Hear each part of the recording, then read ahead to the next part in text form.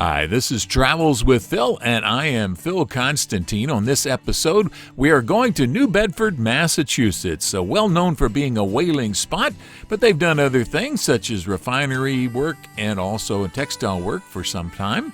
Well, let's take a look around and see what we can see here in New Bedford. The map shows you where it is, the southern part of Massachusetts, not too far from Cape Cod, and it's an older town. Whaling, again, was the major form of business when it first got started here, and in fact, it made it a very, very wealthy community. Let's see a video. Travels with Phil continues. This is from one of the balconies at the New Bedford Whaling Museum. So this is New Bedford Harbor with all the ships. That's the ferry right there in front of you that goes over to Martha's Vineyard, Nantucket. But all the ships, they still do a lot of fishing here. In fact, got one going out to sea right now.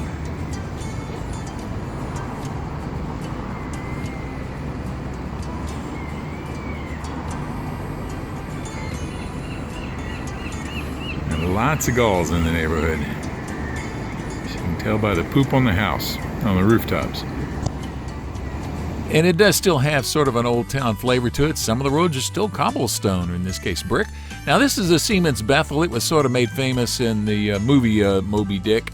And this was an old chapel mainly for sailors out there, and it's still in existence, still working out there. And a lot of things you see on the walls in there, epitaphs, cenotaphs, I think they call them, for folks who've died one way or the other. Now, when the movie came out, Moby Dick, they showed him preaching from a whale bow, or a bow of a whaleboat. Well, they actually added that later because it was just a creation of the movie. Now, one of the major attractions here is the New Bedford Whaling Museum. This is a very, very large place, has all kinds of stuff, obviously dedicated to whaling, which was the mainstay of New Bedford when it started here. There's some interesting artwork outside. Let's see a video. Phil continues in the New Bedford Whaling Museum.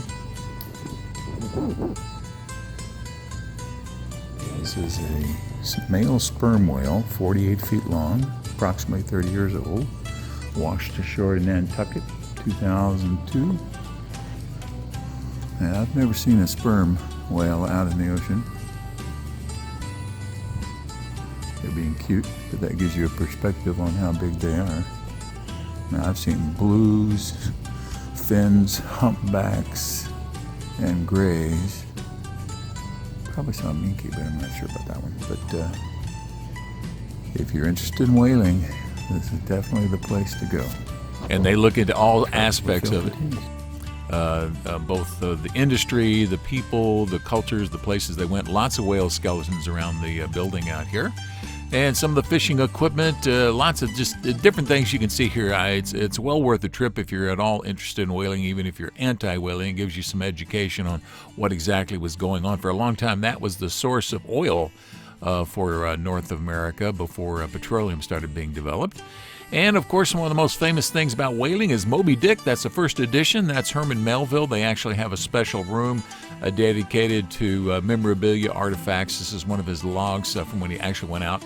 They have the world's largest ship model. It's a half-size ship. It was actually constructed inside the museum itself.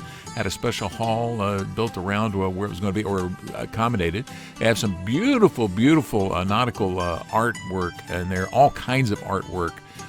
Paintings, appliques, carvings, things like that.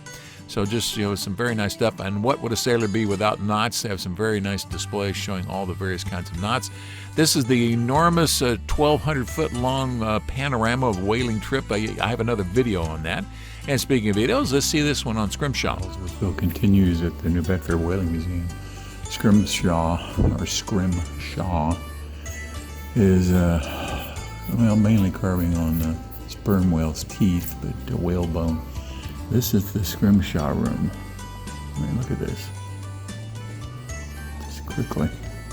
All of this is Scrimshaw. I'll go through it. One walk through. Wow, this takes a long, long time to do. I think primarily it's been outlawed. All of these. All whalebone. All whalebone. I mean teeth, not bone, teeth. Canes are walking sticks.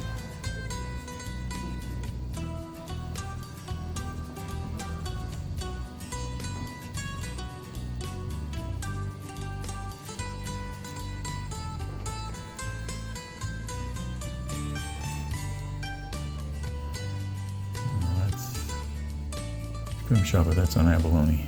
It has to be done on ivory.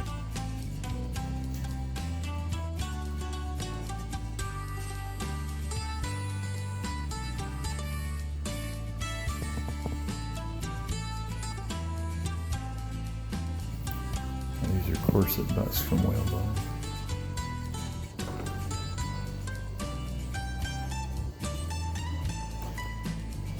Very detailed art. This is what sailors did at night. They weren't working. Free time. The Scrimshaw Room by candlelight at the New Bedford Whaling Museum. And they also have lots and lots of things like harpoons. In fact, I have a special connection to this due to some friends. Phil continues. This harpoon right here was made by a friend of mine's great-grandfather. This is a Mason and Cunningham. It's called a bomb harpoon, number 5 there. And Gail Cunningham Santillan, her great-grandfather, was the manufacturer of this particular harpoon.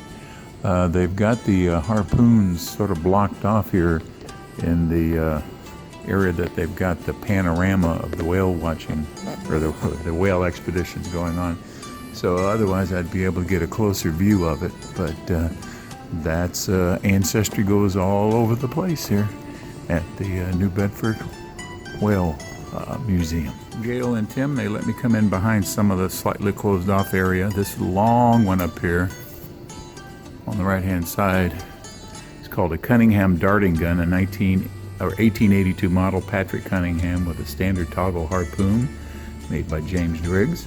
Numbers 13 and 14 right here. Says by Cunningham and Cogan, New Bedford, 1875. And I'm trying to move this other one over here. But there you go. And she was nice enough to let us come in. Thank you. Very nice people there. All right, now I'm going to go over to the fort. It's a combination of Fort Tabor and Fort Rodman.